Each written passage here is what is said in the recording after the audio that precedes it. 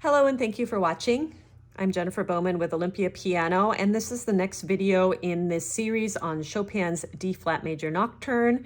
And this video is going to focus on measure 51, just the pacing of the scale and the notes of that scale, how to fit the hands together. So we're not going to work on the left hand here. It's going to be basically what you've been doing for the whole piece in terms of fingering and pacing.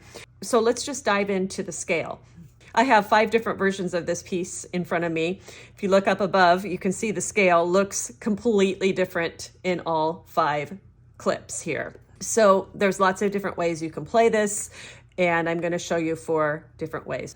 So the first thing I want to talk about is the trill. The trill is going to start on D flat because we've already had the E flat before. So we'll have the E flat at the beginning of the measure, and then the trill's going to start. So the trill will be between D flat and E flat. Probably 2, 3 is the best fingering for that trill.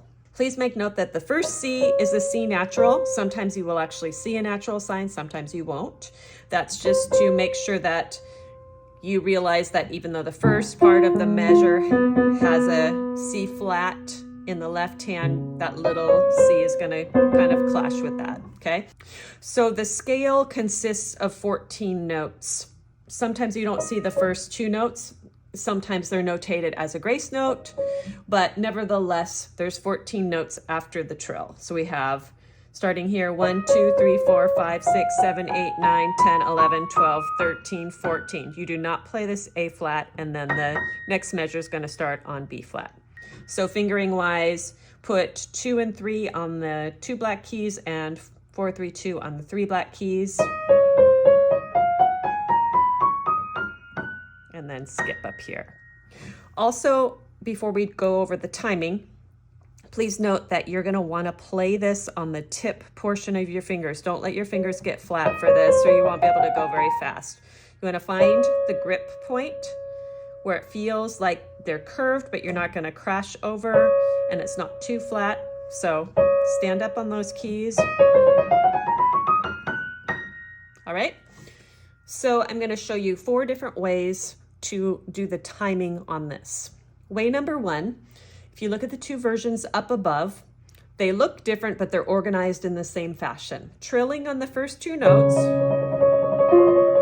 and then you're going to end the trill with the E flat and the D flat, and then 3 notes will go with each left-hand note because there's 12 notes left of the 14 notes, okay? So 1, 2, 3, 1, 2, 3, 1, 2, 3, 1, 2, 3, new measure. So here's how it sounds slowly.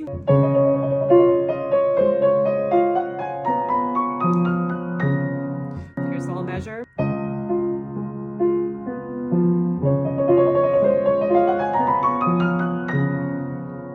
That's way number 1. So in way number 2, what we're going to do is we're going to scoot everything over to the right, and instead of splitting it up 3, 3, 3, 3, stop, we're going to make it go a little bit later and a little faster. So the right hand's going to have 4 notes with the last 3 left hand notes. So it would be trill, trill, trill, 4 notes, 4 notes, 4 notes.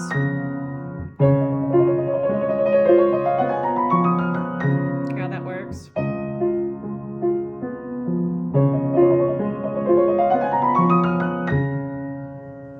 So the third way is faster, a little more difficult.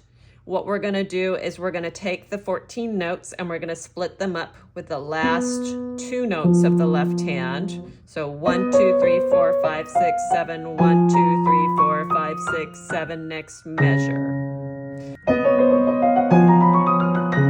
So you kind of ooze out of the trill.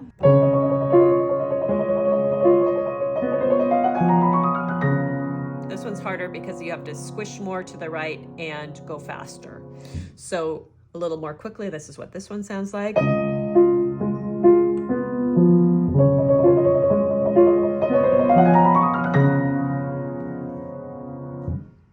And then finally, way number 4 is just play around with it and don't worry how many notes go with the left hand.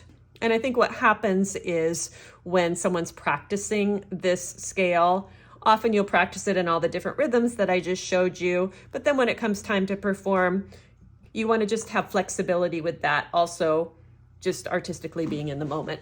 So with this one, I like to just think it's just a big swoop.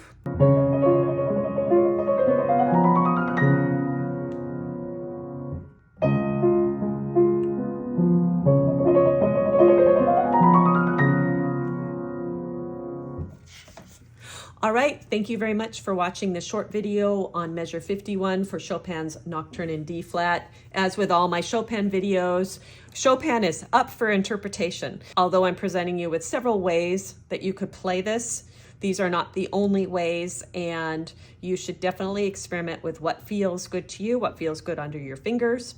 If you have a teacher, work with your teacher on that. If you find this video helped you, please feel free to share it with people who might enjoy this style of teaching. You may also subscribe to my channel or send me a donation. Thank you to all of you who have sent me donations. It's wonderful to know which videos really helped you, and I appreciate the donations very much. If you have watched my channel before, you know I love to know where you're from. Please leave your location for me in the comments if you make it all the way to the end of this video. And as always, thank you for watching.